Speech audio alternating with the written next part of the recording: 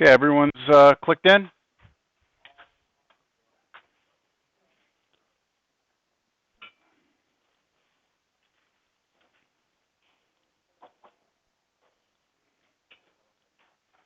All right, so again, I hope you had a good break, but we got to get back to business. And I do hope that you took the time, that free week you got, to get caught up on homework, all right, that you are completely up to date on where we are, which means you should have completed everything up through 6.6. Let's see, when is our next test? I think we got a ways here. Yeah, we still have a ways to go. March 30th, exam 2. So that's not too far away, actually. What, 5 classes from now?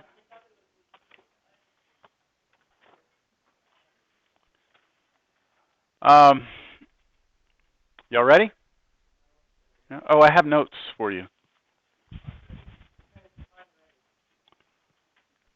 Yeah, exactly. I'm with you on that.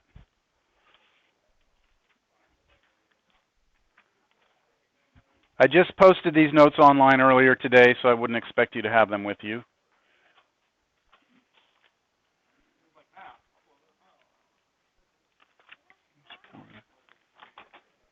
I have a lot of examples to go through today, so hopefully we'll have enough time. I think that's enough for everyone there.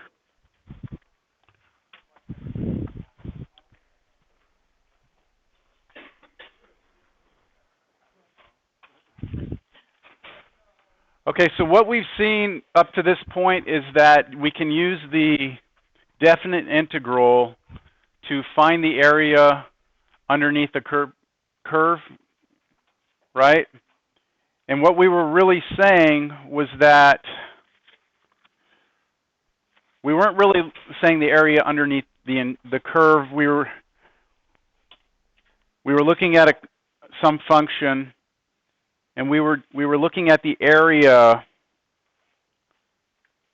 below the function to the x-axis, right? So we were looking at this area in here, and you could have looked at that as being the area between, let's say, y equals f of x, some function, and then the horizontal line, which is the x-axis, which we could look at as being y equals 0. So you were actually finding the area between two curves, but one of the curves was always y equals 0. The other one was your function. Now that y equals 0 on the bottom, we're going to say, well, what if that we want the area not to the x-axis, but to some other curve below that one. And so that's what today is about. So we have two major formulas. 7.1.1 is the first formula. 7.1.2 is the second formula. What I'm going to do is I'm going to start with 7.1.1, then I'm going to do an example, 2 examples, and then you'll see how the second formula will come into play. So let's just look through this. Suppose you're given two functions, f and g, with f of x greater than g of x on some interval a, b. So what does that mean? F is above the g on some interval.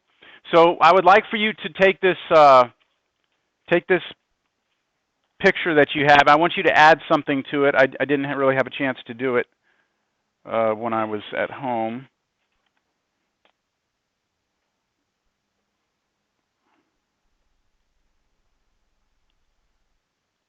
Let's label it. Okay, so the f function here, I want you to label. The f function is the blue one. So this is f of x. And the red function is your g of x. And the interval AB is going to be, A will be actually 0 there, and it looks like B is 3. So do you agree that on the interval AB, f is greater than g? Yes? If you go past b to the right, it's not, that inequality doesn't hold. So we would be looking at just this area that I've shaded in here for you. Can we determine its area? And the answer is yes, and the formula we use is this. It's the integral from a to b of the f function minus the g function, dx. So let's try and make sense out of why this is true, all right? So if I take this picture, and I don't want you to write up too much on your notes, but feel free to if you want. I want you to imagine constructing a rectangle like we did when we were talking about Riemann sums, right? And we said that rectangle, we could find the area of that rectangle by coming to the side here and just talking about what things were as far as measurements on it. So I'm going to extend my x-axis. Imagine this is my x-axis over here. Here's my black rectangle.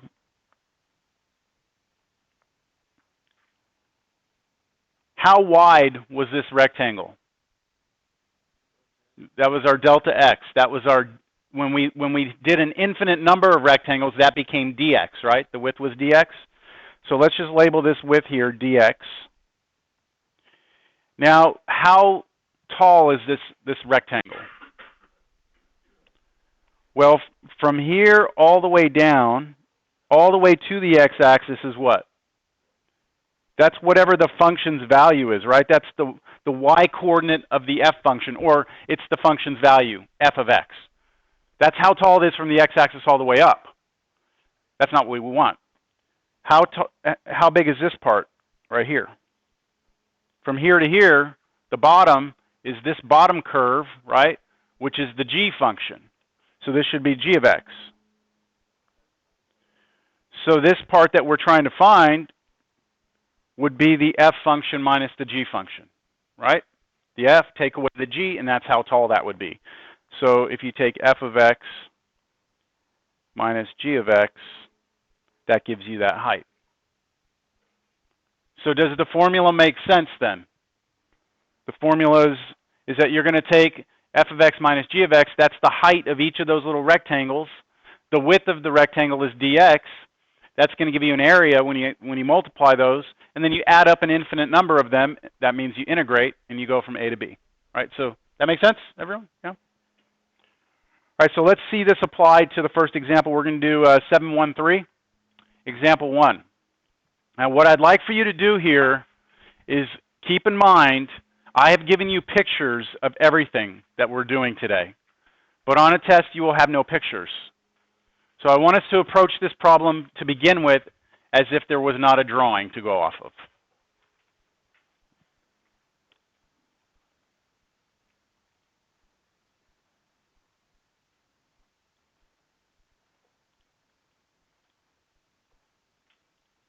So sketch the region bounded by y equals 2 minus x squared and y equals negative x.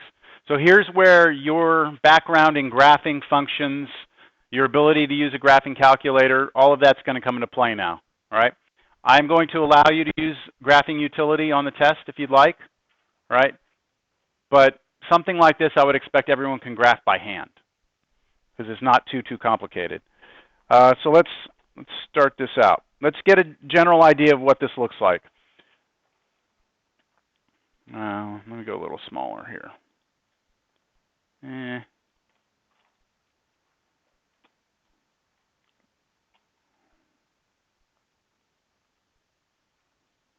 All right, so what does y equals 2 minus x squared look like?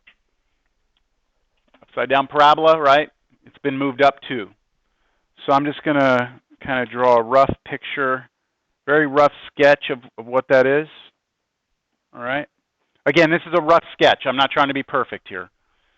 And that one up here, I think since I have 2 curves, I think I'm going to call this one F, all right? And then the other curve I have, I'll do in blue, y equals negative x is a line, right? Slope of that line is -1. So it's just like a diagonal. Looks something like this. What we're asked to do is sketch the region bounded by these two and then find the area of the region. So there is a region that is created where the boundaries are formed by these 2 curves. Everyone see that region? There's only one region. Like this extends down. This extends down. The region that we're looking for is in here. We'll call this blue function G.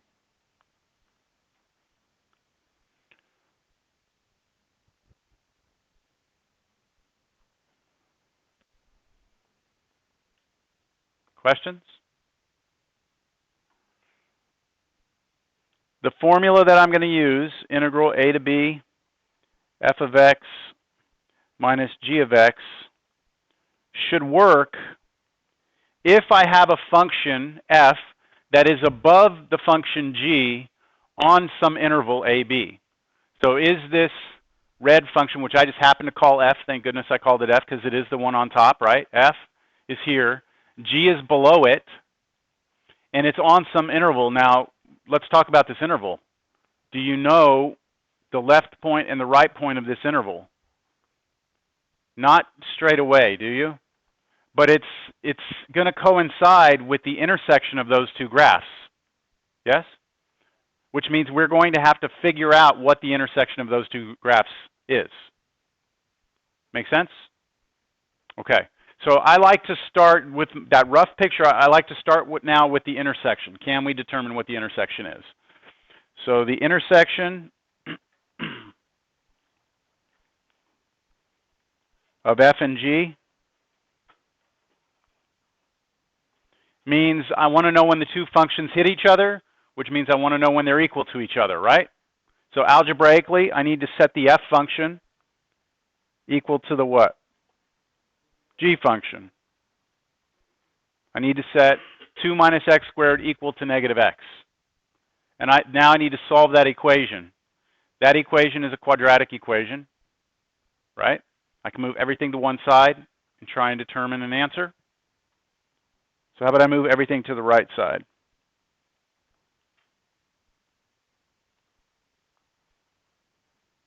Okay, I move everything to the right side. It becomes a positive x squared, a negative 2.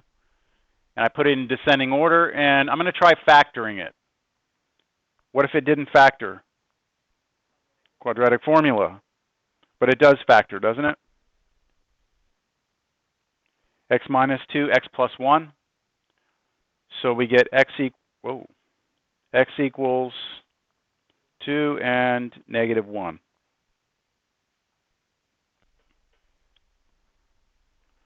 So what I know then is that this point of intersection, this first point of intersection right here, coincides with an x value of negative 1, and the other one coincides with an x value of 2. Am I sure about that? Yeah, pretty. You could plug in, right? Yeah. Any questions? That's always, well, not always. That's usually going to be part of the steps, unless they give you what the interval is. You're usually going to need to somehow extrapolate the AB from it. Okay, now, I'm going to get into a habit right now of drawing a rectangle in this region, and this will be helpful later, all right, to have this rectangle drawn. So here's my rectangle.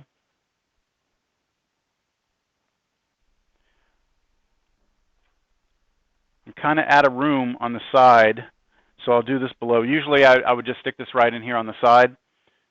Here's my rectangle. On the top, I had that parabola coming through, right? That was the parabola. And on the bottom, I had the line. So what function is the top one? It's the 2 minus x squared, right? And the function on the bottom is what? Negative x.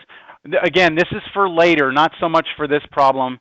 It's just we want to get used to labeling the thing that we're going to be putting into our integrand. And then the dx will always be that width, so we don't really need that dx. So I want to subtract those two. Is this good? You ready to set up the integral? Yeah? Okay. So my integral should go from where to where? Negative 1 up to 2. And then in parentheses, my f function first, 2 minus x squared. Then subtract from that the g function, which is the one on the bottom, negative x, all of that dx. So I put the F and I put the G in parentheses just to keep them separated. I don't necessarily need to do that. I just do need to pay attention to the negative minus a negative there will become a plus. So we'll get integral -1 to 2 of 2 minus x squared plus x dx. And now we integrate. So we're going to take this one all the way. We're going to find the answer. So we want the antiderivative of this.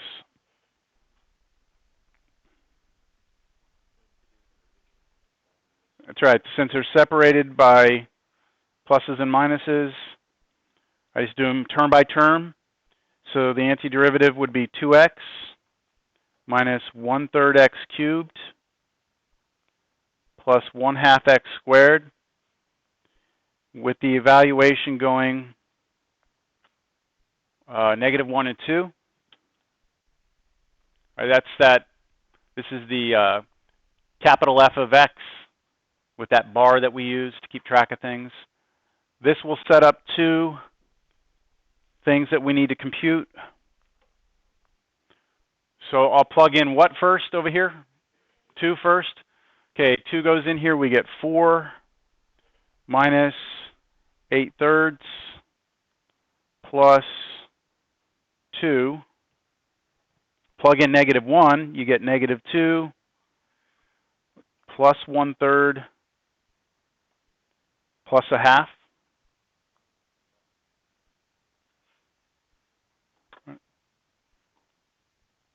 We good? And now just put it all together. So let's see. I've got from here a 6 minus 8/3. That's my first parentheses. And then I'll have plus 2 minus 1/3 minus a half. 8.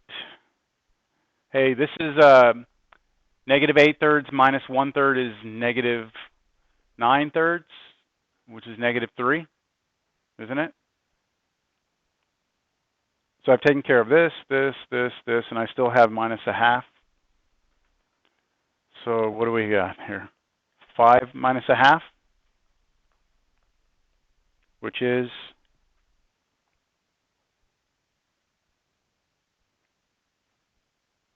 are we all together or not? Could you do this on your own? Yes? Okay. 9/2? Okay. So we should get 9/2.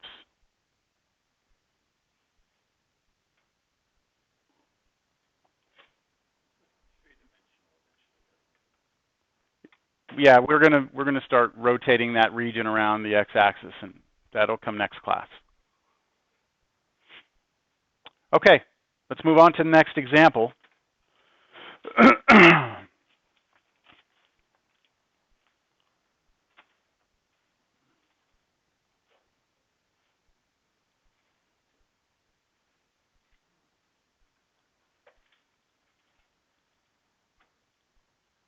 All right, sketch the region bounded by y equals the square root of x, y equals x minus 2, y equals 0, and then find the area of the region. So again, we're going to practice our graphing skills here. That last one I did, the graph wasn't too bad. This one I think is okay also. Y is the square root of x. Everyone here should know what that looks like. Starts out at the origin, goes out to the right like this. Ooh, something like that. I'm not happy with that. It's a little bit worse, but I'll take it. And then the other one is y equals x minus 2. This is a line. Slope is 1, but it's been moved down 2, right? So down 2 puts it about here, and then the slope is 1, so it goes like this. Whatever. Then I have another line, y equals 0. See, because right now, do we enclose a region? We do not. Not until we put y equals 0 in here. Y equals 0 is the x-axis. So when I bring the x-axis into play, like this, now I'm enclosing a region bounded by all three of those. So here we go.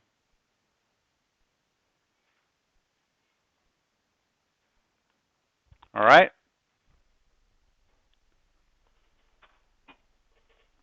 Now I'm going to look at this one here. That's a better picture, so let's look at that. Anybody notice a problem we're going to run into? In order to use the formula, you have to have a function f on top and a function g on the bottom, where f is always greater than that g on some interval. Do you see the issue here? What is it? What's the issue?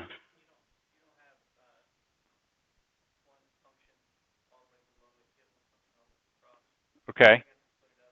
Exactly. So on the top, we have an f, right, that stays the same the whole time. But on the bottom function, initially, right, as I move from left to right, initially it's just a constant function. Then it changes over to this function. So we cannot look at it as one integral all at one time. We have to split this into two separate integrals. Do y'all see that? So I'm going to go back to my drawing, and I'm going to put in here a vertical dotted line here to show that we're actually going to set up two integrals. I'll call this one integral 1, I1, and this one integral 2.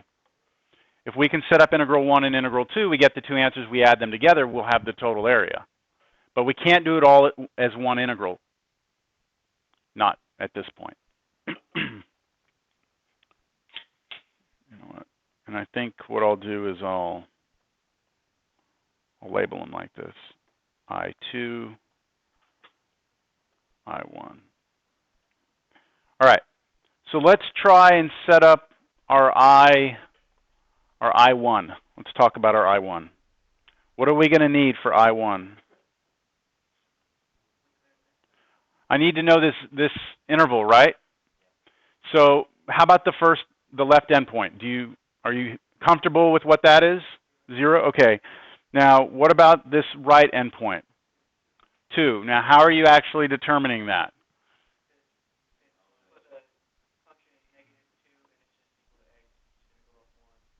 Up 1 over 1. So if you determine it that way, but algebraically what you're doing is you're trying to find when the green one hits the blue one, right? So algebraically, that intersection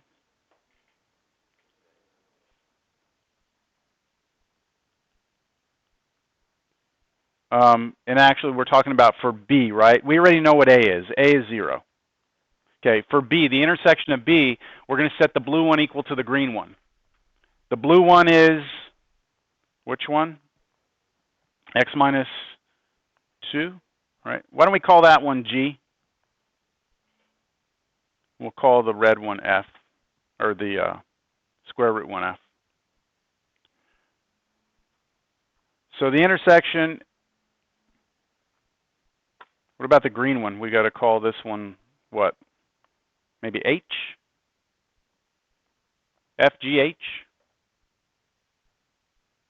So for the intersection to get this point B right here, we need to know when the blue hits the green. In other words, we need to know when X minus 2 equals 0. And that's just X is 2.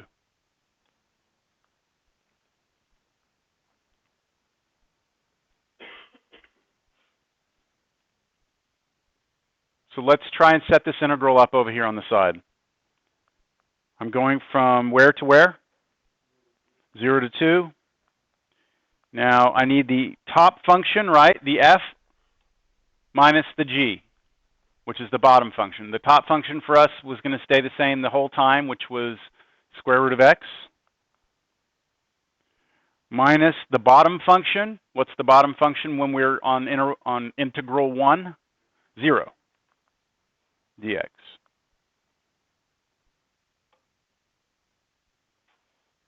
And so that's just equal to the antiderivative of the square root of x dx. So what's the antiderivative of the square root of x?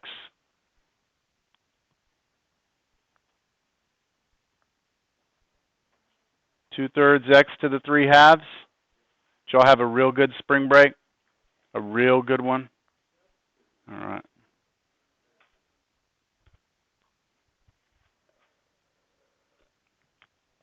That's just power rule, right?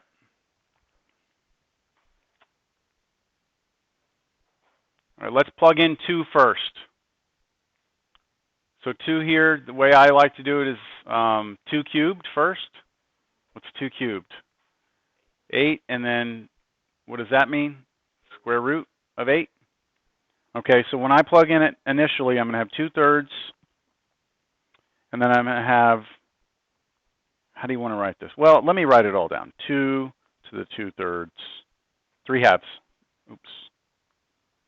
That's what I get when I plug in 2. What do I get when I plug in 0? 0, right?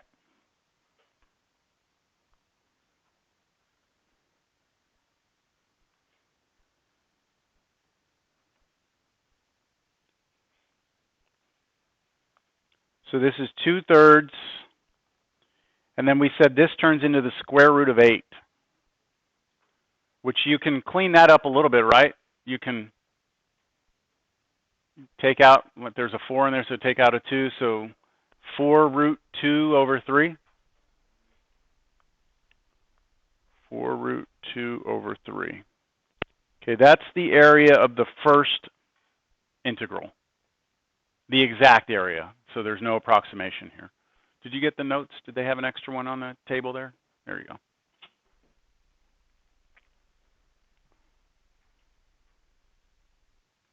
All right, so now we need to do the other one, right? Okay, so that was integral 1. We'll refer back to that when we're ready for a final answer. For integral 2, we're going to be looking, the left endpoint we know is 2, right? We already found that. We need to know this right endpoint. So we need to know when the square root function hits the line. So we'll have to find that intersection also. Y'all ready to go do that? New page? All right. So for integral 2, the intersection, well, I know A is 2 for us this time. I need the intersection in order for me to get B. So I'm trying to find when the square root of x equals x minus 2. And when does that happen? You can do it just by looking. Get lucky. 4? 4 works, but let's act like we didn't know that, like it wasn't so easy. All right, how would you solve this? What type of equation is this? It's a radical equation. Now look, I said you can use your graphing utility, right, on the test to verify that you're drawing the right thing. When it comes to finding intersections, you have to show your work. I know your calculator can find intersections. That's not the point. I want to make sure everyone knows how to solve an equation like this. It's a basic equation. So what do I do to solve this equation? So it's a radical equation. You isolate the radical, and then you square both sides. Okay? So the root is isolated. You square both sides of this equation. You get x squared equals x squared minus 4x plus 4. What happened? Oh, when you square it, you actually had to do what? Expand it, right? Like FOIL it out, right? This is not x squared minus 4. This is not x squared minus 4 when you square that. It's x squared minus 4x plus 4. Yeah. Sorry, I meant to put the parentheses around the, getting ahead of myself. Thank you. Now what? Now it's a quadratic equation, so you take everything to one side.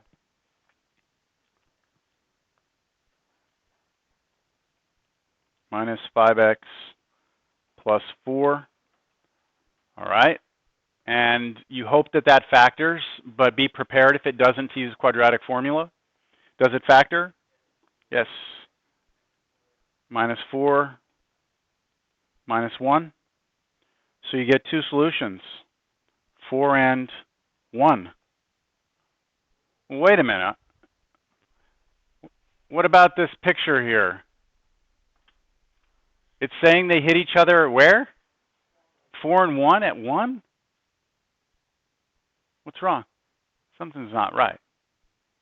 No, everything's perfectly fine. When you come into an equation and you square both sides of an equation, you introduce the possibility of extraneous solutions, meaning that if there is a solution, you'll find it, but you may also create solutions that don't exist, which we just did. So in a Math 0320 class, which is a developmental math class, when we're teaching this, you would have to go back and check your solutions. And you have to make sure that they work. And the only one here that works is 4. 1 doesn't work, because if you plug in 1 here, you get square root of 1, which is 1. You plug in 1 here, you get negative 1 on the other side, and then you get 1 equals negative 1, which doesn't make sense. So the only solution that works is 4, which means our only solution is 4. Okay. I think from that, you can set up your integral. The integral is going to go from 2 to 4, right? And then it's going to be the top function minus the bottom function. Notice I'm saying top minus bottom now. I'm not saying F and G. Top minus bottom. Think of it that way. So what was the top function for integral 2? It was the square root of x, right? But the bottom function now is the x minus 2 instead of that 0. So I'm going to do that now. Square root of x here, x minus 2 here.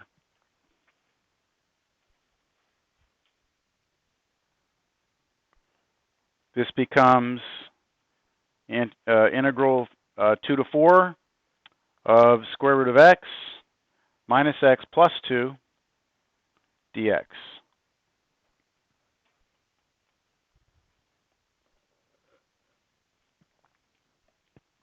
And we keep rolling here. Antiderivative, 2/3 x to the 3/2 minus 1/2 x squared plus 2x, and then 2 and 4. We plug in. Equals.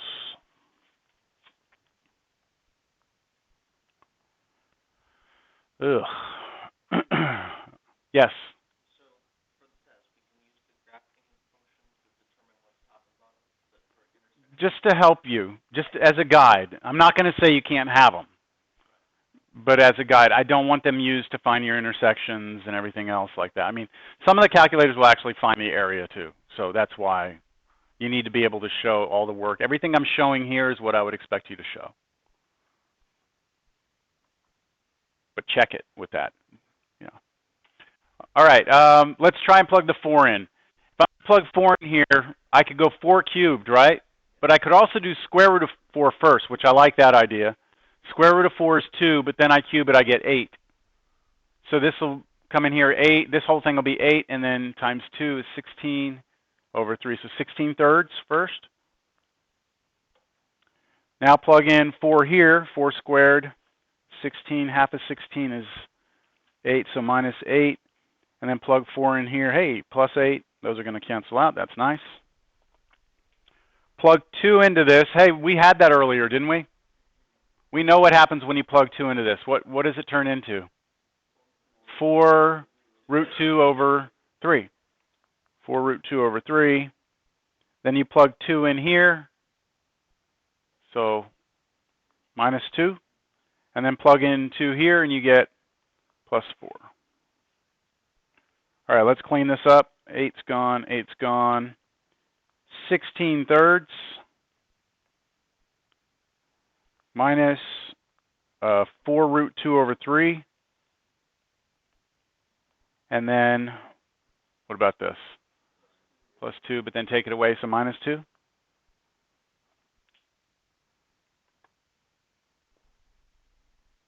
Okay, that's the area of the second integral. Now I'm ready for my final answer. Any questions? Okay, so what is integral 1 plus integral 2? Well, that was 4 root 2 over 3 plus, now the integral 2, 16/3 minus the 4 root 2 over 3. Hey, and then minus 2. Those 4 root 2 over 3's are gone, aren't they? So 16 thirds minus 2. What's 16 thirds minus 2? 10 thirds. 3.333333.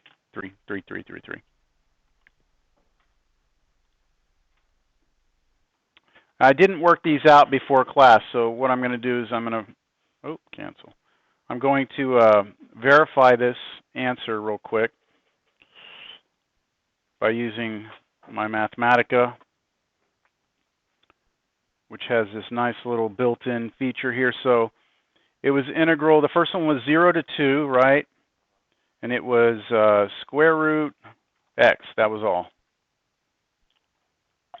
And then I want to subtract from that, no, add to that another integral, which was from 2 to 4. This time it was square root of x minus x minus 2. I put that in parentheses. I forgot something here. Oops. Yeah, hold on. Was it minus or plus?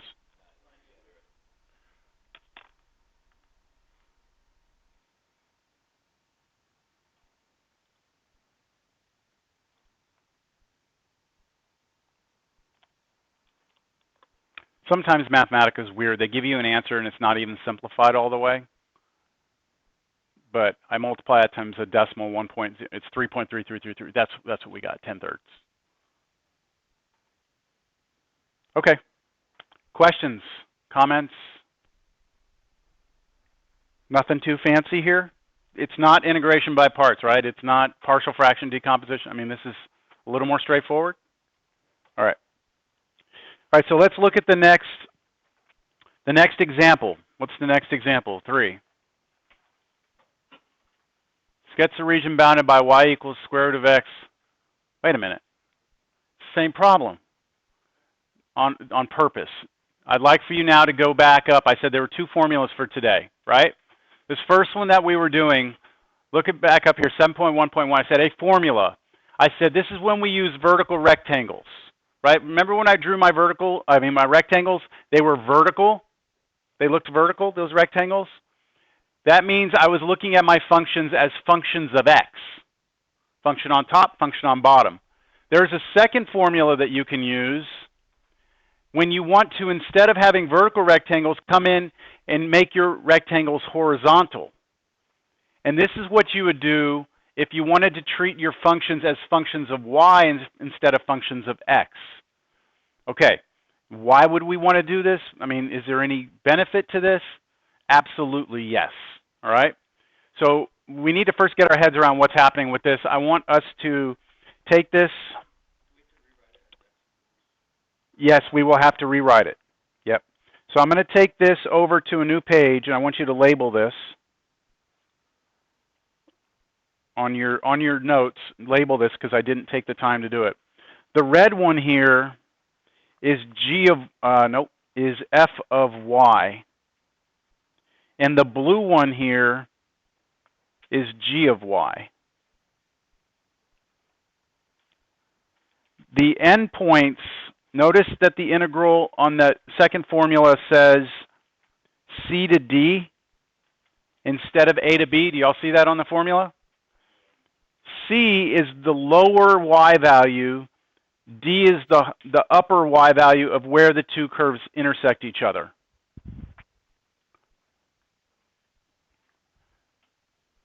It's actually kind of odd the way this works out, because of the way the axis is. We know on the x-axis, left to right, right? A is the smaller number, B is the bigger number. On the y-axis, C is the bottom number, bigger numbers are on top, so D is on top. And then also, because the positive direction is out to the right, just imagine like tilting your head sideways, and it's kind of like the top is F, right? And the bottom is G? Yes? Right? It's like a rotation of your head 90 degrees. However, to do it correctly, you actually need to go out of the room, you need to go into the other classroom, and you need to look at it from the back side and turn your head this way. And now C is on your left, and D is on your right, the top and the bottom. Do you understand what I'm saying? I'm on the other side of the room now. Yes? On the other side, imagine it's transparent, right? And if you look at it that way, then it's exactly what the first case we had was, right? Like A is on the left, B is on the right, F on top, G on bottom. Go to the other room, turn your head. Now C is on the left, D is on the right, F is on the top, G is on the bottom. Yes or no? Yes? You're just flipping it, yeah.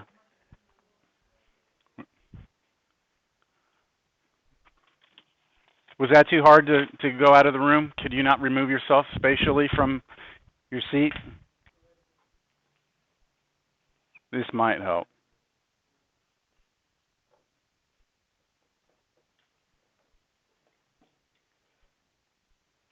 This brings in something that's a little more important here, okay? There's your standard XY axes, right? X-axis, positives to the right, negatives to the left. Y is up, down, right? The question becomes, as a math person, can I change things? Can I move this around and not change the space? So if I do this, is it the same plane? It's the same thing, right? Because now if I'm on this side, I'm looking at the same thing as I was looking here, right? So what I'm asking you to do here is imagine this picture, you're rotating it and turning it like that. Now your y-axis, see the y? It's positive that way, negative this way, x is up and down. So this is the same graph, right? All I did was turned it and twisted it. When you take a space, a two-dimensional space like this, and you turn it and flip it, rotate it and flip it, rotate it and flip, these are called isomorphisms. They're called transformations of the space. And so this is isomorphic to this, which is isomorphic to this. They're all the same. The catch here, the reason why I'm bringing this up, is because you can't do the same with three space. You can't do it with three-dimensional space. For those of you who have ever seen in a physics class where they draw three-dimensional space, they do X, Y, Z. There's different ways to draw it, but we all have to agree on what's called the right-hand rule, which means that if you use your right hand and you curl your fingers from the positive X direction towards the positive Y direction, then your thumb should point the positive Z direction. You cannot just come in here and call this X and call this Y and say, yeah, that's the same thing. You're standing somewhere else looking at it. You can't do it that way with three-dimensional space. I don't know if that's making any sense. I'm just telling you, this stuff it's fine for us to do that with 2D. It's fine. Can't do it in 3D. All right, which is why we have a rule. All right, let's get back to this. I'm going to go way off too far on a tangent. Okay, so instead of having a top function and a bottom function, we kind of have like a function that's further to the right and further like to the left, yes? But I'm still going to say top and bottom, but I'm going to just keep asking you to turn your head, all right? Turn your head, top, bottom, yes? Now, when I draw a rectangle now, it looks like this. See, it's a horizontal rectangle instead of a vertical rectangle. And all I want to do is add those up. So if I draw that rectangle down here,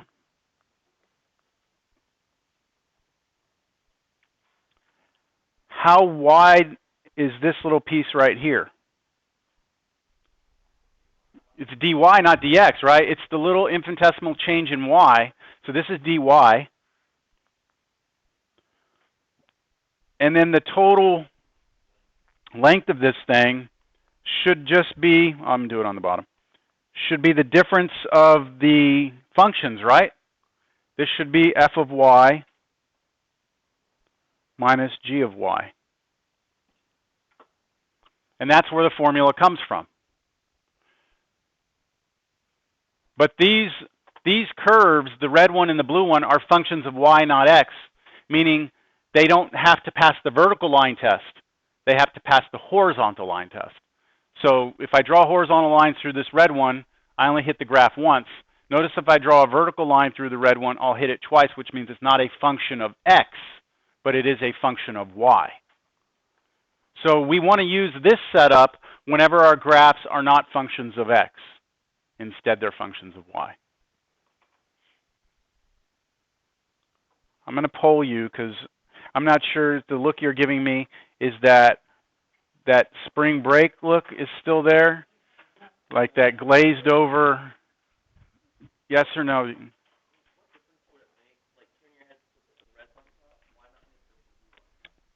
Because your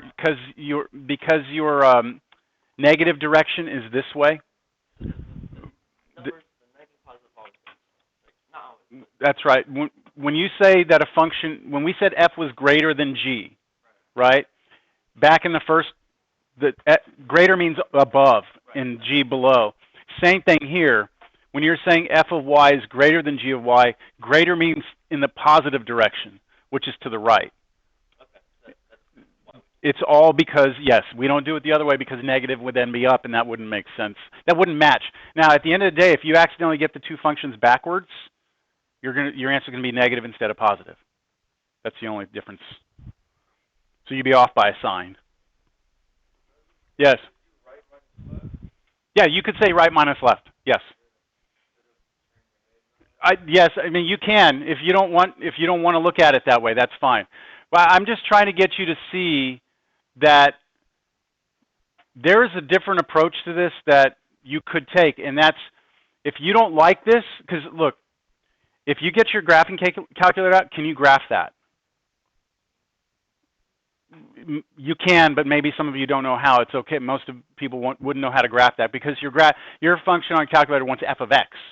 It doesn't know how to handle this, right? What I'm alluding to is that if you take the original problem, where's the original problem?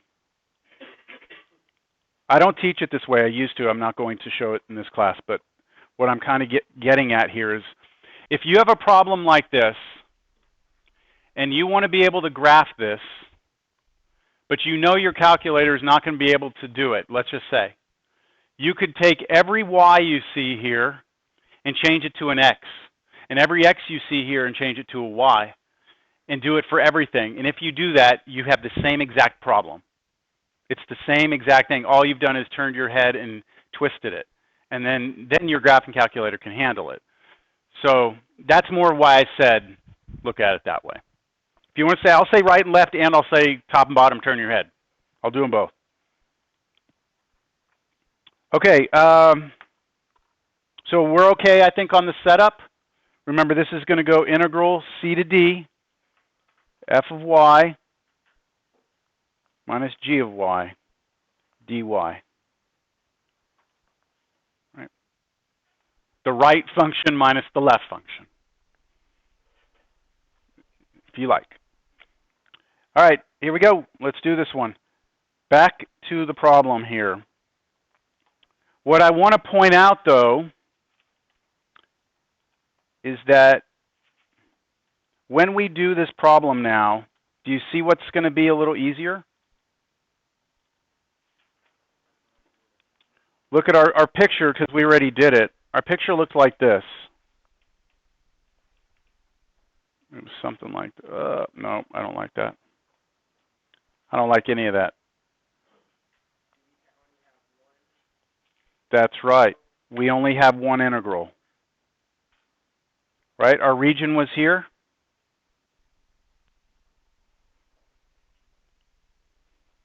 See, in the first problem when we did it, we had to split it into two integrals because we were trying to draw vertical rectangles. If I draw a horizontal rectangle in here, which goes like this, imagine that horizontal rectangle is going, we're going to take every rectangle in there, right? An infinite number of them. And so imagine this rectangle is going to slide down and up, right? All these rectangles. When I slide that rectangle up and down, does it ever change? Does the function on the right ever change? No. Does the function on the left ever change? No. So it's the same functions that we're dealing with. We don't have to split it into two. So we should be able to knock this all out with one integral. The only real difference is that our functions are, We have to write them as functions of y now instead of functions of x, which means instead of having it solved for y, we need each of these to be solved for what? X. And in addition to that, instead of looking at the x values like the a and b, we need to find the y values, the c and d. So there's, pros and cons to this. So let me do a switching first. I'm going to take these and switch them, meaning rewrite them as functions of y. You know what? Let me solve it for y first, or for x. So how do I solve this for x? Square both sides. Now what that actually created was a parabola. That's a full parabola. So you actually lost something in that. Well, you gained something. You added the other part of it, but we know from the original problem it's not there, right? So this right here, we could write, well, let's not write f or g yet until we know which one's on top and bottom. This one solved this one for x. So just add 2 to both sides. So which one was on the top when you turn your head, or to the right? The blue one, right? So it's this one. So let's call that one the f. So f of, what do I write? F of y will be y plus 2.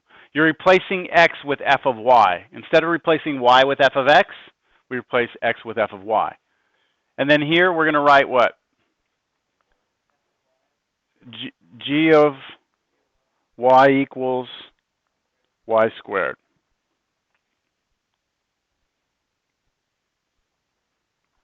And then, how about intersection points?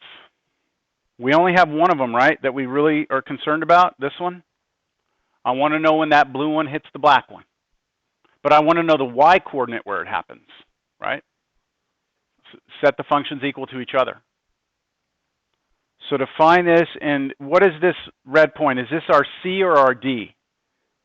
This is our D, right? D for us here is this. What's C for us? 0. And that one I hope was obvious. So the intersection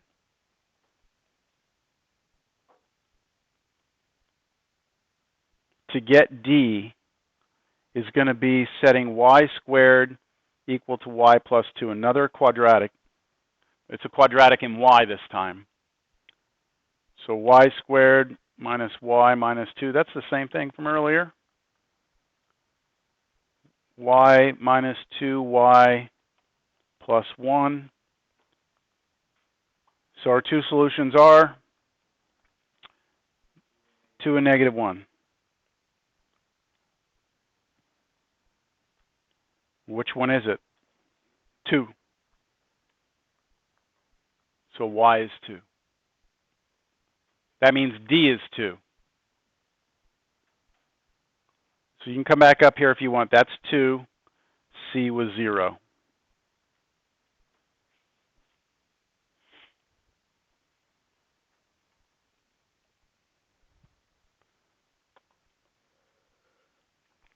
Setting up the integral.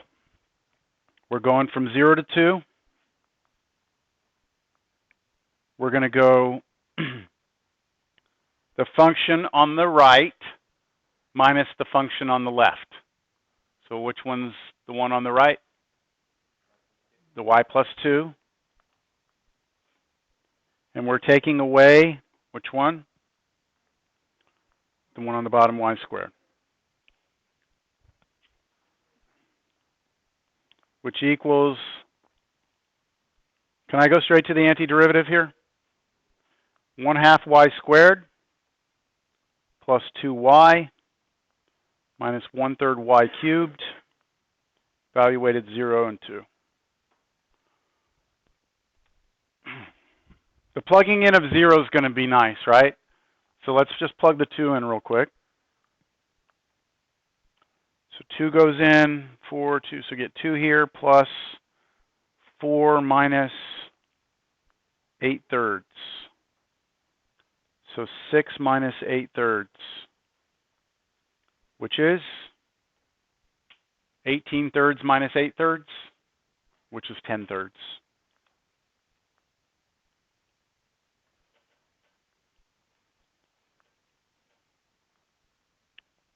And if there's any justice in the world, it should work the same answer both ways, right? One way I would argue is maybe a little bit easier than the other, but it could be done both ways. Questions?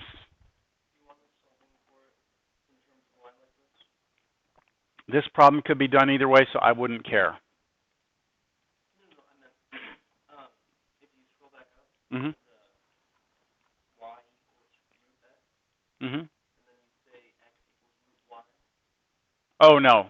Don't do it that way. Mm-mm. And then flip it and then find No. it. No. Let's get to another example where you're going to be forced to figure out how you're going to graph it without a calculator, or maybe I'm going to help you figure out a way to do it with a calculator. Okay? But no other questions on this? All right, let's look at example 4. Sketch the region bounded by y equals sine x, y equals x equals pi over 2, x equals pi. I give you 4 curves. Y equals sine x is the sine curve. Y equals x is the identity, right? The diagonal. X equals pi over 2 is a vertical line, right? Because pi over 2 is a constant. So x equals a number is a vertical line. X equals pi is another vertical line. These 4 curves, we're calling a line a curve, right? These 4 curves create, or they enclose a region, and we want that area. So I have a nice graph here.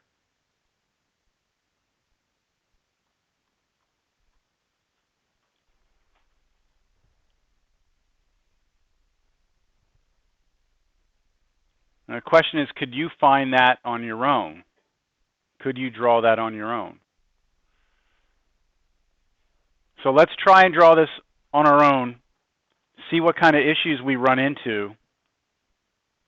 I think it's worth noting. If I draw the sine function, well, let's do the vertical lines first. Those are the easiest. Pi over 2. Got that vertical line. Pi. Got that vertical line. All right? Man, those pi's are terrible. Pi. Pi.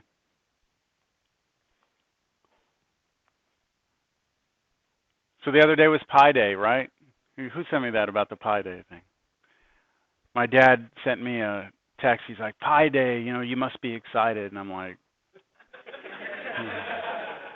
because it was like a historic Pi Day. It wasn't just a Pi Day. It was it March 14, 3.14, 314, whatever. But it was 314.15, which is the next 2 numbers in the decimal expansion. And then if you looked at the right time of day, you could get the next 3 numbers or something like that. Anyway, so I said they're an infinite, uncountable infinite number of irrational numbers, and pi is just one of them, so it's not real special to me. We use it all the time, but I mean, then every day would be like a special day if we're leaving out a bunch of other irrational numbers there.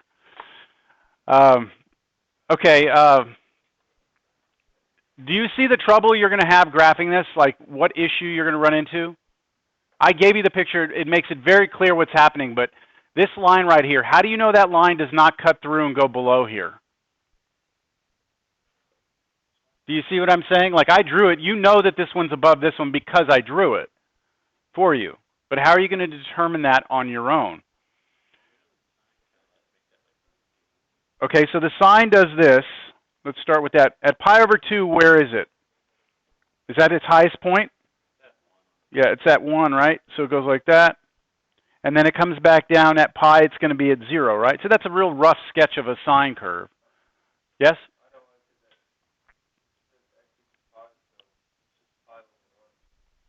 We're at, yes, that's right. This, you're saying this one right here, right? We know that this right here is the identity. It's a diagonal. Yes? I know that it starts out here. I'm trying to draw the y equals x. Starts here. I know when I get to pi, the end here, this diagonal's got to be how high? No, when it gets to here, it's got to be at pi. That's what you're saying, right? But how do I know it doesn't do this, and then, up here it's pi up here? See, that would create a kind of a crazy looking region in here, wouldn't it? I mean, it could happen. So it's all about what's happening at pi over 2, not necessarily what's happening at pi. What's happening at pi over 2? What's the value of the diagonal at pi over 2? It's pi divided by 2, which is bigger than 1, isn't it? So I know that by the time this line gets to here, since sine tops out at 1, this line's got to be above that, right? Half of pi is bigger than 1. So I know that I've got to be here somewhere. I don't even care what's happening before. I just know that afterward it's above. Does that make sense? Let's take a vote, because I'm still getting that spring break look. Does it make sense that I know that this point is above this?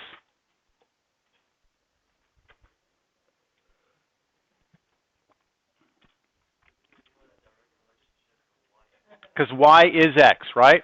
Since y is x, when I get to pi over 2, I'm plugging in pi over 2 here.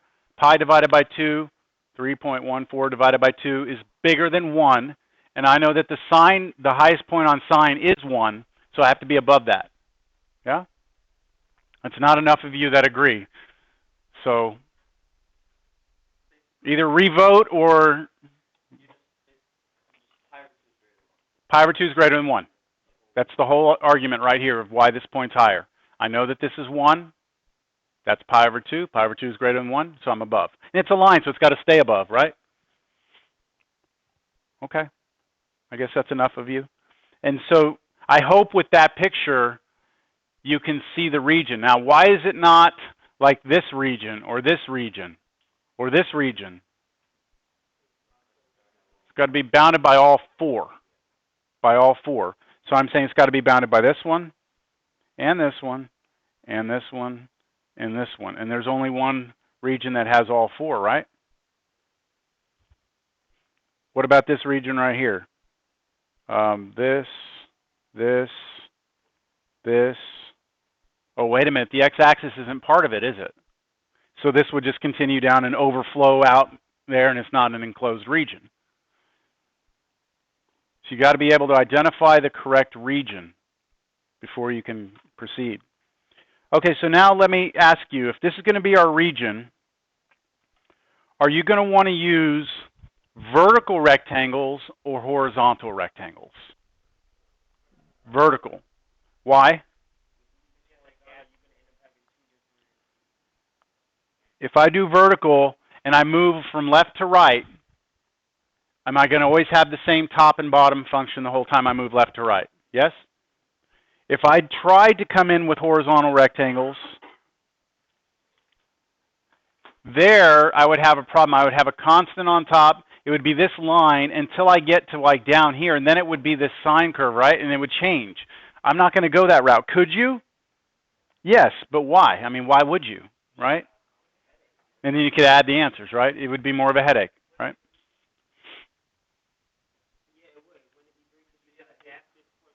Well, yeah, you would have a third one right there because it changed to the constant, and then it would change to the sine. So 3 of them. It'd be a pain. And that's trusting that our graph is good. Yeah, it would be 3. There's a better graph of it. Okay, so we're going to go with that first type there. Do you know your A and B? Yes, and that was kind of given to you. That's a good thing, right? We don't have to find the intersection. So I know this integral is going to go from pi over 2 to pi of the top function, which for us is, which is the top one, the line, right, which is y equals x. So the function is f of x equals x. Here's my rectangle. Here's my line. Here's my sine curve. This is y equals x. or I should write f of x equals x, and then the bottom one, g of x, is sine x. So what I'm doing is I'm trying to draw this little rectangle with the bottom curve here, the top line here, just to kind of stress to you what the top and bottom functions are.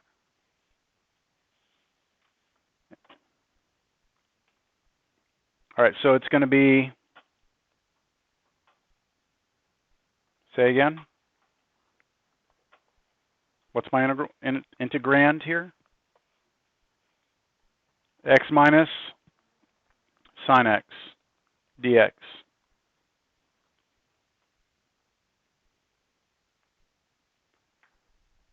So 1/2 x squared, antiderivative of sine. In this case, it'll be, so plus cosine x, pi over 2 to pi.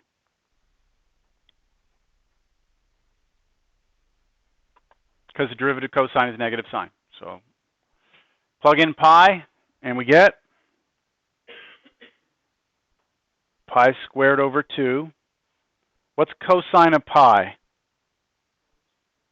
Negative 1? Cosine of pi is negative 1. Okay, that's what we get when we plug in pi. Minus, now plug in pi over 2. What's pi over 2 squared? Pi squared over 4 times 1/2. Pi squared over 8. What's cosine of pi over 2? 0.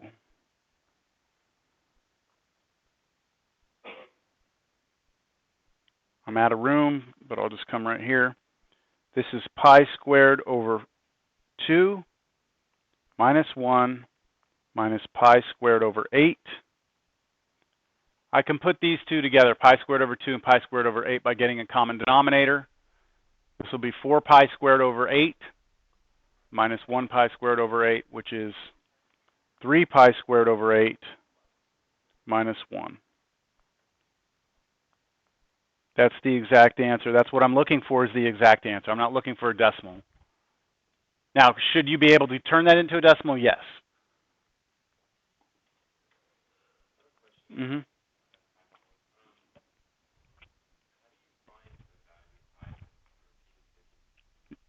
Well, you don't. I mean, there's no close, there's not a formula to give you. There's like a recursive formula where you can always get the next one, but the thing is you can never predict the next one, you can never stop. I don't know if that makes any sense. Because it converges to something. Like y'all are bringing up some really interesting questions. It's what's called the Completeness Axiom, which means that every convergent sequence of numbers in the real number system converges to a single number, which means that if you have something approaching something and getting closer and closer, it's going to only one place, and that place it's going to is pi. We're going to study a little more when we get to chapter 8. This idea of getting closer and closer and closer without actually ever being able to actually get there, but you're going to a single value. So, I mean, you could ask me the same question about e, right? E is an irrational number just like pi. Keeps on going forever, doesn't change. I mean, sorry, the pattern of the decimals does not change. Changes forever. Like there's no pattern to it, and it never stops. Non-repeating, non-terminating decimals are called irrational numbers. If you take a number like 1/4, that's 0.25. That's a terminating decimal. It stops. 0.25, and then zeros forever, right? If I do 1/3, it's what? 0.333. That goes forever. There's a pattern, but that pattern continues forever. And that pattern continues forever, right? You take a number like pi, and what you get is 3.1415, and it continues forever, but I can't put a bar because it doesn't repeat. I can't terminate it. So I can't do anything other than tell you it's a non-repeating, non-terminating decimal, if that makes sense. Every number that looks like this is called irrational. Every number that looks like this is called rational. So every fraction you could ever write down can be written as a decimal. It's either going to terminate or it's going to have a pattern to it. Every decimal. How was pi discovered before, like, a computer that could? Because we talked a little bit about this when we were doing Riemann sums. If you're trying to find the area, right? The method of exhaustion was a method where what we did was we said that, look, we all know that the relationship between circumference is 2 pi r, right? Which means that circumference is pi times diameter, which means that circumference over diameter is pi. So if you take the circumference of a circle and you divide it by its diameter, you get pi. That's its precise definition. So the better you can draw a circle, and the more accurate you get measuring that circumference, and the more accurate you get measuring the diameter, the more accurate you'll get with measuring pi. It's a ratio. Pi is a ratio of two numbers. It's the ratio of the circumference of a circle to its diameter. That's the simple definition for pi. It's a very, very, very simple definition. You take something like E, though, E doesn't have as clean of a representation. That's the limit definition of E. E is the limit as n goes to infinity of this expression. That's an indeterminate form. Your base wants to go to 0. Your exponent wants to go to infinity. This is an indeterminate form. And in order to figure out what that is, you have to do some stuff with L'Hopital's rule and all this. And at the end of the day, you get E as your answer. So E is this. So if someone tells you, you know, what's pi? Give me a definition of pi. Circumference over diameter. You're done. Like, it's simple. What's E? Limit n goes to infinity, 1 plus 1 over n, all raised to the n. Like, it's a little harder. All right, we're going way off. Okay. Good questions, but I don't think I have a satisfactory answer for you. All right, we're done with that one. All right, how about this one?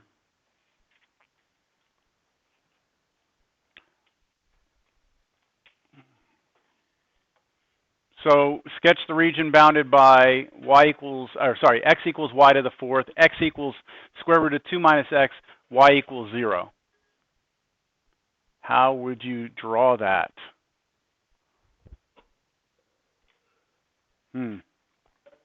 So, how many of you have graphing calculators?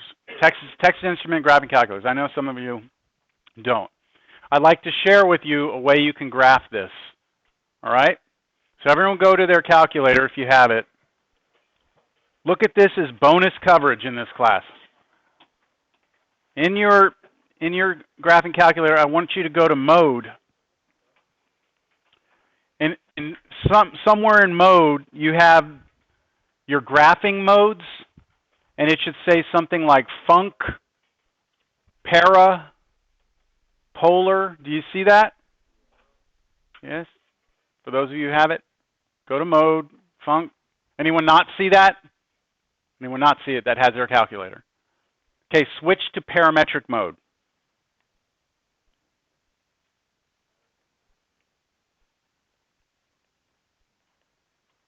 You can always switch back to function when you're done with this, and everything will be back to the way it was, all right? Now, what it should have is something like this. Go to like graph now, like you would normally graph something. By the way, I'm assuming you knew how to graph before we started this, okay? Like you could graph a regular function. It should say like xt1 or something like that. And then the next one should say yt1. Yes? Okay, so let me try and get your head around this if I can. It's going to use t as a variable instead of x. And what I want you to do is for x1t, I want you to type in here t. T should be with your variable key.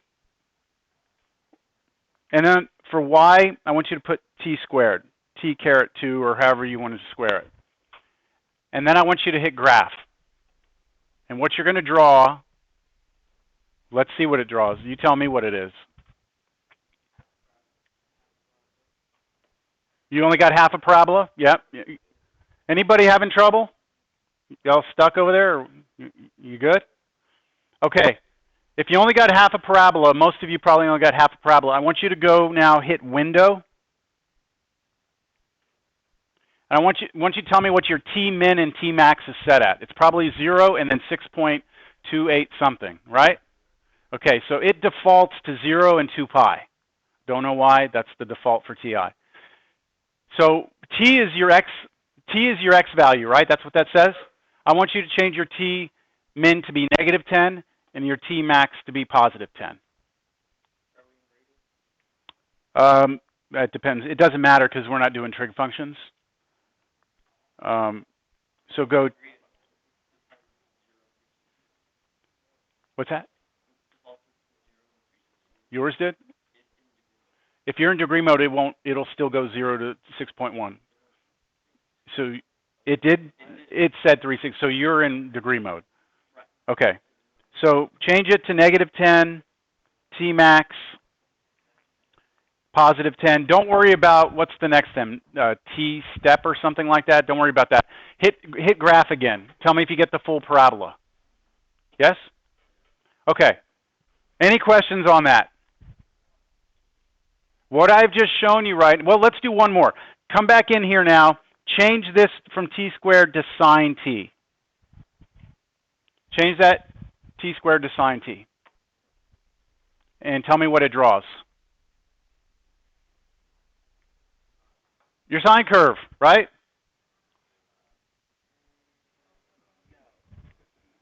Oh, are you in radians or degrees? Radians or degrees on your calculator. Make sure you're in radian mode. Make sure you're in radian mode. Yes?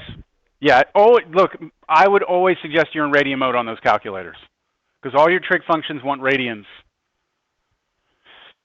All right. So yes, you got sine curve. So here's what I'm getting at. Let's see if you can really understand this. I have actually shown you another way to graph in your calculator, totally different than what you've done before. All you do is you always leave your x as t, and then you just, whatever your y is, that's your function. Sine t, t squared, right? You want a parabola, t squared. You want a sine function, sine t. You want the square root function, square root t, right? So what's happening here is that x is t, and y is sine of t. Well, if I replace this t with x, then what is it? If that t is really x, then this is y equals sine x, isn't it? That's what I just graphed. But here's the power of this mode, is that you don't have to have your x set to be t. You could instead set your y to be t and set your x to be whatever you want. So now what I'd like for you to do is I'd like for you to go back up here. I'd like for you to switch this, make your y your t, and make your x your t squared, and tell me what it draws.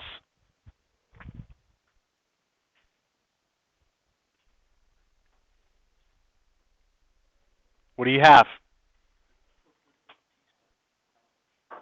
You have this, right? You have that? So we have just figured out a way to make the graphing calculator graph something that is not a traditional function of x, right? It's sideways. This is a function of y. Now, why is it a function of y? Let's write down what we're saying here. X is going to be equal to t squared, but what is t? T is y, right? Replace this right here with y, and what does it say? X is equal to y squared. Yes? So now you're graphing x equals y squared, which before you couldn't do. I hope that makes sense. So change this t squared now up, change it to sine t. And that should draw you a sine curve going up your y-axis instead.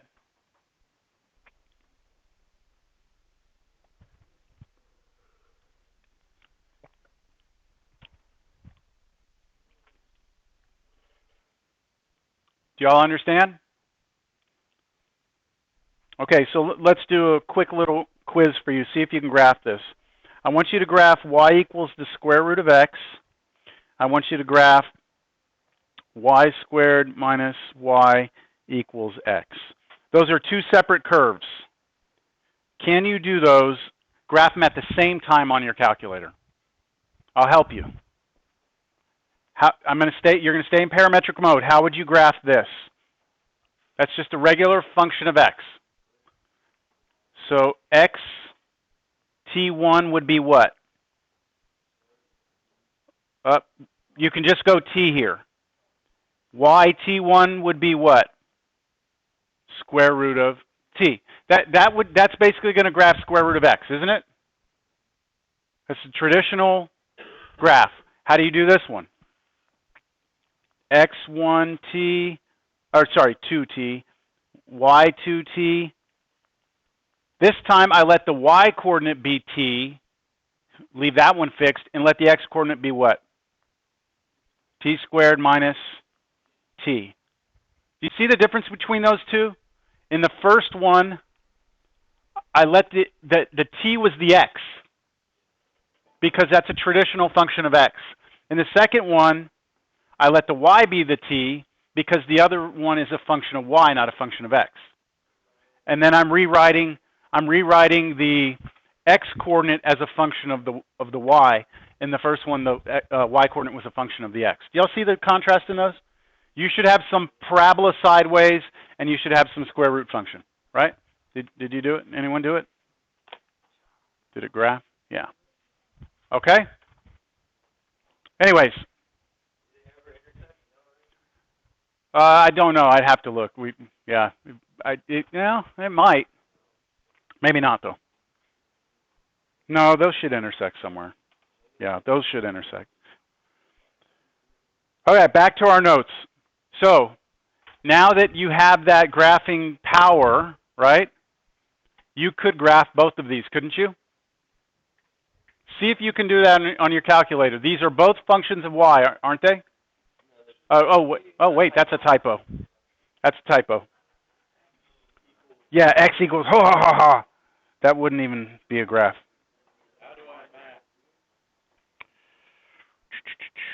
So that should be y in here.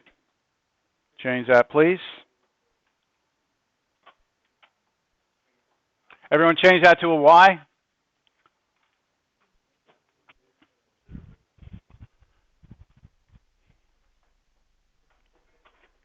So what are you going to do here? Are you going to do vertical rectangles or horizontal? Horizontal. Horizontal rectangles.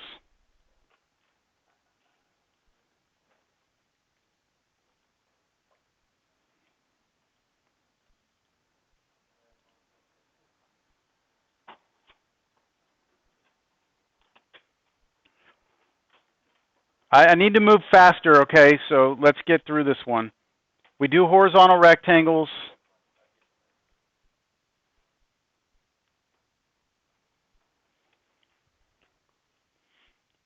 What are my limits of integration going to be? My C is going to be 0. What's my D? I've got to figure out where the blue and the red intersect, right? So I have to figure out where, what was it, y to the 4th equals, what was it? Square root of 2 minus y? Do y'all agree? I need to figure out where that happens. Let's see if we can solve this. How can you solve that equation here? Square both sides, so y to the 8th is 2 minus y, which means y to the 8th plus y minus 2 equals 0. Oh man, how do you solve that? You don't, okay? There's not an easy way to do that. Okay, there's not an easy way to do that. So this is where visual and just almost a guessing kind of thing would work. What's the solution? Just look at it. Try and just play with nice numbers.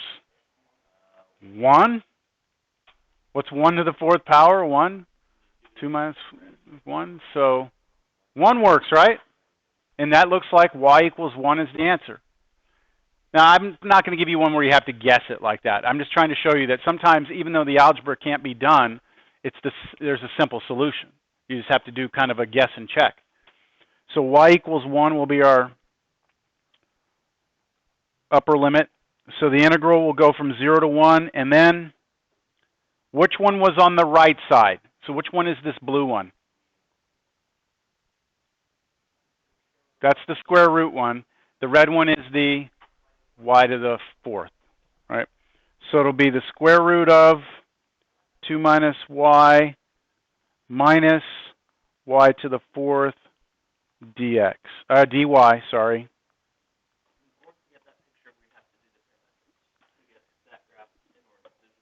That's, well, yeah, unless you had some other method of graphing where you felt that comfortable with it, yeah.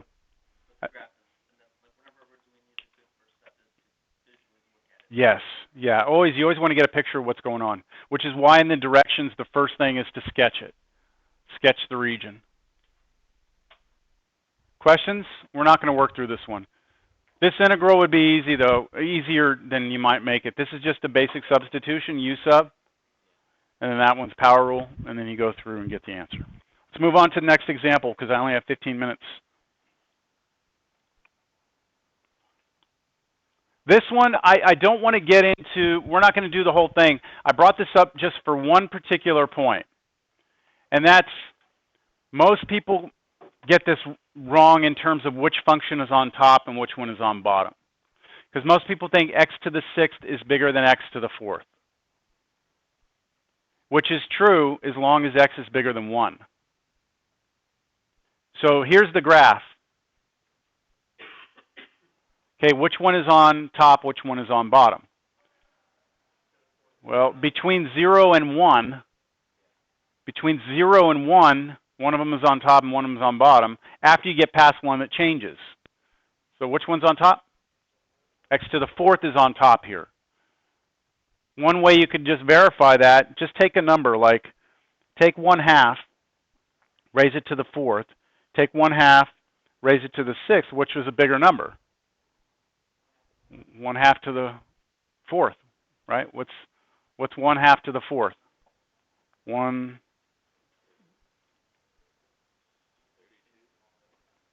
2 times 2 times 2 times 2, 1/16, right? And then what's to the 6th? 1/2 to the 6th, 1/64. So that one's bigger. So raising it to the 4th power is bigger than raising it to the 6th power. But that only works for numbers between 0 and 1. It would not work. Once you get past 1, of course, it is the other way around, right?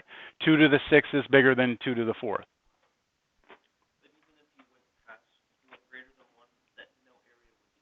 That's right. It wouldn't be bounded, yes. But I just want to make sure you're getting the right function on top and bottom there. That's all. So what would the setup of this integral be? Because, again, I don't want to go through the work on this one. Where would be our bounds on that region? 0 to 1? Which one's on top? X to the 4th minus x to the 6th dx. Hey, these intersection points, where did those come from?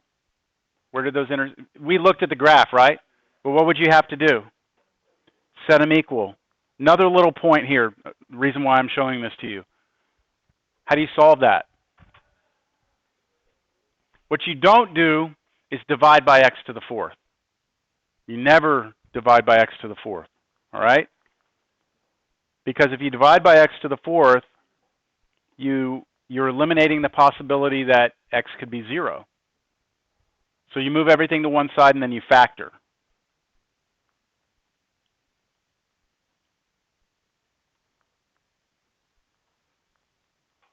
And you actually get 3 solutions. X is 0, and then plus or minus 1.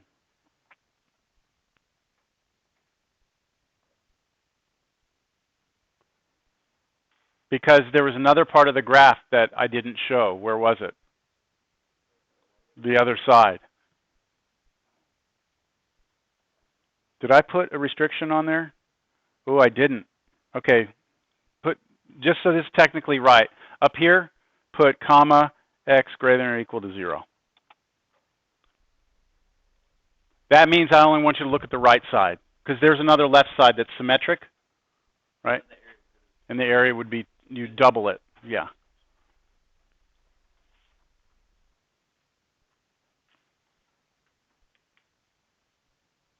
All right, let me see here. Which of these do I want to do? I think I'm going to let example 7 and 8 be take-home quiz to be due next time. Example 7, 8. These are a little more challenging, so let me just talk about them. You have the absolute value function. I've given you the picture. The picture is going to help you figure out how to set this up. My suggestion would to be go with your vertical rectangles, okay? But divide this into 2 separate problems. Or maybe one problem and just use symmetry. However you want to do it, all right? Just don't be trying to integrate the absolute value function. You don't need to. That's what I'm getting. You don't need to, because the 2 parts of that v are actually just functions, x and the other one's negative x. So anyway, I'll let you mess with that. This one is tricky because I gave you a sine and a cosine function going vertical up the y-axis, and it changes. Which one's on the right, which one's on the left, changes as you move through. So you'll probably have to set up 3 integrals. Yep.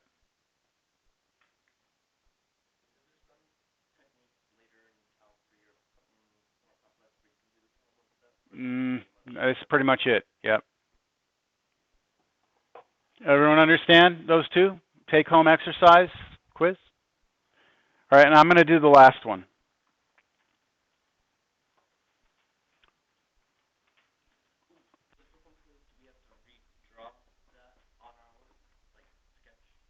Yeah, do it like, yeah, don't just have my drawing. I want you to do your own drawing. Try and come up with this drawing on your own using your calculator so you can practice.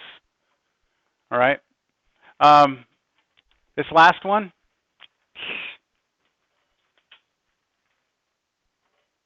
definitely would have to have a graphing calculator to help you with this one. I'm debating right now whether I offer this one as extra credit. What do y'all think? Extra credit? Okay. So this one will be offered as extra credit, but here's the deal. Here's the deal. Has to be done separate than the other 2. So the two you're going to do for turn-in quiz on 1 or 2 pieces of paper, however many it takes you. This problem's separated so I can use it as a bonus. All right? Sound fair? And what I'll do is when we come back next time, if there are any questions on how these are done, I can address it. And we want to start with volumes next time. Yes?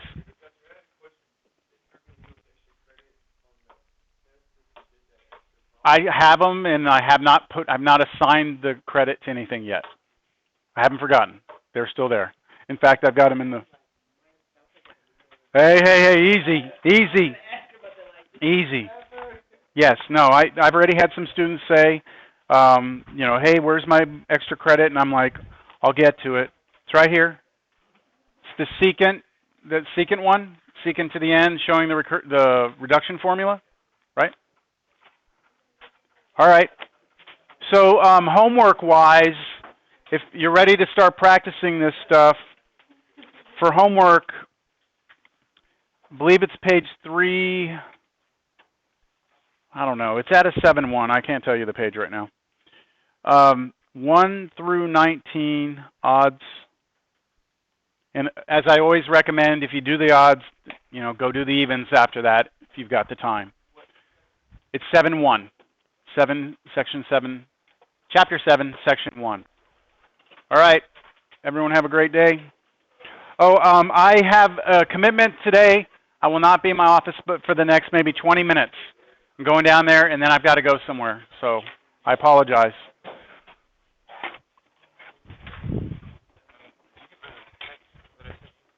When? It's probably